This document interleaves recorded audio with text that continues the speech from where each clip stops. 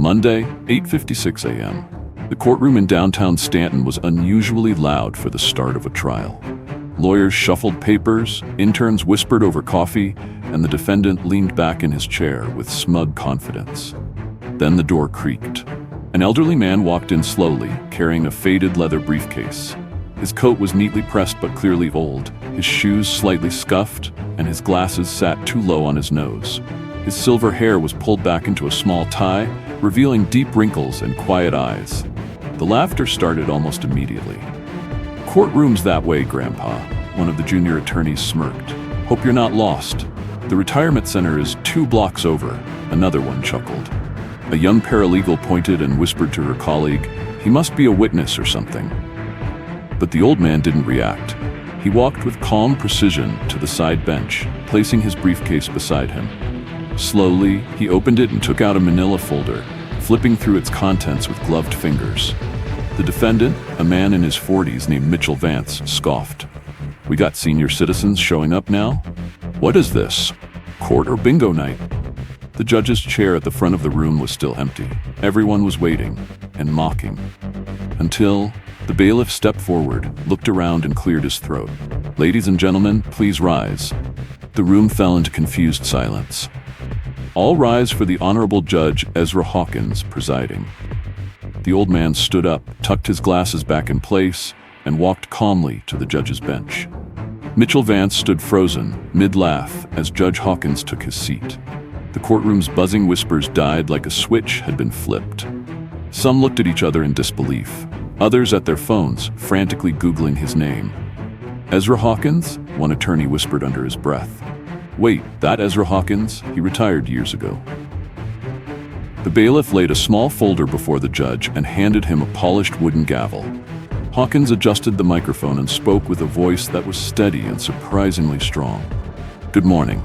Due to the unforeseen health emergency of Judge Martin, I've been requested to temporarily oversee these proceedings until further notice." He looked directly at Mitchell Vance, the same man who'd just called him Grandpa. "In my courtroom," Hawkins said evenly, "age will not be used as a measure of relevance or of capability. Let's proceed." The tension in the room shifted. What had moments ago been smug superiority turned to unease. The smirking lawyers stopped smirking. The giggling interns were now biting their lips. Mitchell leaned toward his attorney, whispering, "What's the deal with this guy?" His attorney replied with visible discomfort, "Judge Hawkins is, well, a legend. He was known for being cold, fast, and unforgiving. No tolerance for corruption, no patience for games." Mitchell frowned. That wasn't in his plan. Judge Hawkins picked up the first file. His hands, though aged, were precise in movement. He reviewed the case summary quickly, eyes scanning the page with laser focus. The charges against Mitchell Vance were heavy. White-collar fraud, bribery, falsifying financial records, and manipulating client accounts over a 10-year span as CFO of a massive construction firm. The courtroom was packed with reporters. Everyone had assumed the case would be another delayed formality, especially with Judge Martin's absence. But Hawkins wasn't here for formalities. "I see the defense is requesting a continuance," he said, voice sharp, "claiming unpreparedness due to unexpected judicial substitution. Is that correct?" Mitchell's lawyer stood. "Yes, Your Honor. Given the complexity of the case and the change in proceedings, we request a 2-week delay to adequately prepare." Hawkins closed the file with a snap. "You've had 14 months to prepare. Request denied." Murmurs echoed across the courtroom. Hawkins continued, "We begin testimony today. Prosecution, call your first witness." Mitchell leaned forward, whispering harshly to his lawyer, "Do something. He can't do this." His lawyer didn't reply, because deep down, he knew Hawkins could and would. The first witness, a quiet, middle-aged woman named Carla Diaz, took the stand. Her eyes flickered to Mitchell with a flash of fear, but also resolve. Hawkins nodded gently at her. "Ms. Diaz, take your time. Speak your truth. You are under my protection." Mitchell's heart dropped for the first time in the entire case. This wasn't going to be the show trial he expected. This was something else entirely. Carla Diaz cleared her throat. She had once been a financial analyst under Mitchell Vance. Quiet, smart, invisible, until she found something she wasn't supposed to. "Miss Diaz," the prosecutor began, Please tell the court what you discovered during your audit in 2022. Carla hesitated for a breath, then nodded. I found a pattern: repeated overbilling, shell companies created to reroute client funds, and falsified approvals, one of which had my digital signature forged. Murmurs again. Mitchell rolled his eyes. Objection, his lawyer snapped. Speculative. Overruled, Judge Hawkins said without missing a beat. Let her continue. Carla pulled out a small USB drive. I made a backup, just in case. Mitchell leaned back, his face flushing slightly. Judge Hawkins leaned forward. You knew you were risking your job. Carla looked him in the eye. I was scared, but I was more scared of what would happen if I stayed silent. There was a pause, and in that pause, a subtle nod of approval from the judge. During recess, the courtroom emptied into hallways filled with whispers and cell phones. Mitchell sat at the defense table, furious. How did no one find out about that drive? She was a nobody. His lawyer was visibly sweating. We thought she deleted it. Her system was wiped clean. Then how does she have a backup? But someone else was watching the exchange from behind. A custodian pushing a cart. A silent man with sharp eyes. He watched Mitchell, he watched the lawyer, and he pushed on. Judge Hawkins sat in chambers, eyes closed. Not resting, remembering. 10 years ago, Carla Diaz had walked into his office with a sealed envelope and tears in her eyes, but he was forced into retirement shortly after. Mysterious funding cuts, administrative whispers. And now, here he was. Back. By silent request from the Bar Association, because someone remembered, someone finally cared. Back in the courtroom, the bailiff handed Hawkins a manila folder. Judge, this was found inside the court archives, labeled inactive, but dated only 6 weeks ago. Hawkins opened the folder. Inside, a report. Financial. Dated. Signed, but not by Mitchell Vance, by a man named Daniel Vance. Mitchell's father. Hawkins frowned. He flipped the page. A ledger. Dozens of names, transfers, offshore accounts, including funds connected to a now defunct charity. The same charity Mitchell had been praised for supporting in every interview. The courtroom hadn't noticed yet, but Hawkins had. This wasn't just about Mitchell. It was a family empire, built on theft, and he had just found the blueprint. That night, the local news ran a segment titled, "The Return of Ezra Hawkins, the Judge with Unfinished Business." Old photos, archive footage, a voiceover. Forced into early retirement after uncovering financial corruption tied to a now-defunct investigation, Judge Hawkins disappeared from public view. But now he's back, presiding over one of Stanton's biggest white-collar trials in decades. Social media lit up. Judge Hawkins trended. Some called it poetic justice, others called it revenge.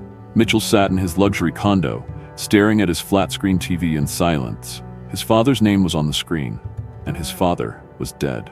But his deeds were not. Back in court, Mitchell's lawyer changed tone. He tried to shift blame. My client, he told the jury, was following orders.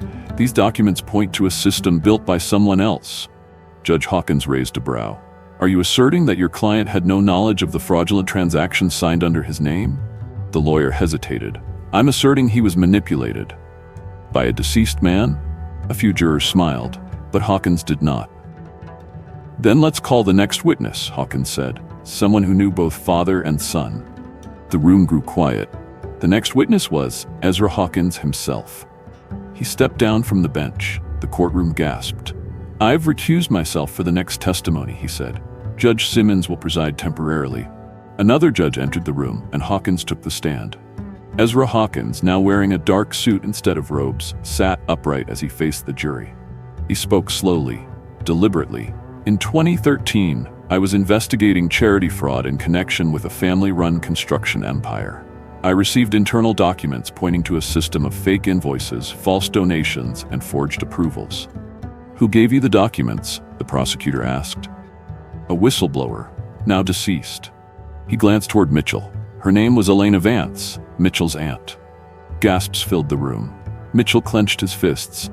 She tried to do the right thing and died of a supposed heart attack the week after. The prosecutor paused. What was the result of your investigation? I was removed, silenced, told it was politically delicate. I resigned, but I kept one file. He reached into his briefcase and handed over a sealed envelope. Inside are the names of every donor, every shell company, and every fraudulent payout from 2006 to 2015. The envelope was entered into evidence. The courtroom was no longer breathing. The courtroom was a storm held back by four walls. Judge Simmons presided now, maintaining order, but all eyes were still on Ezra Hawkins, the former judge, now star witness. Mitchell sat rigid, jaw clenched, eyes fixed on the envelope that sat in the evidence box like a ticking bomb. He knew what was inside, or at least he feared it, because the truth was he had known, he had helped, and he had built an empire from its ashes. The prosecutor opened the envelope. One by one, she listed 14 fake charitable foundations, 29 shell corporations, 47 falsified invoices signed with Mitchell's encrypted e-signature.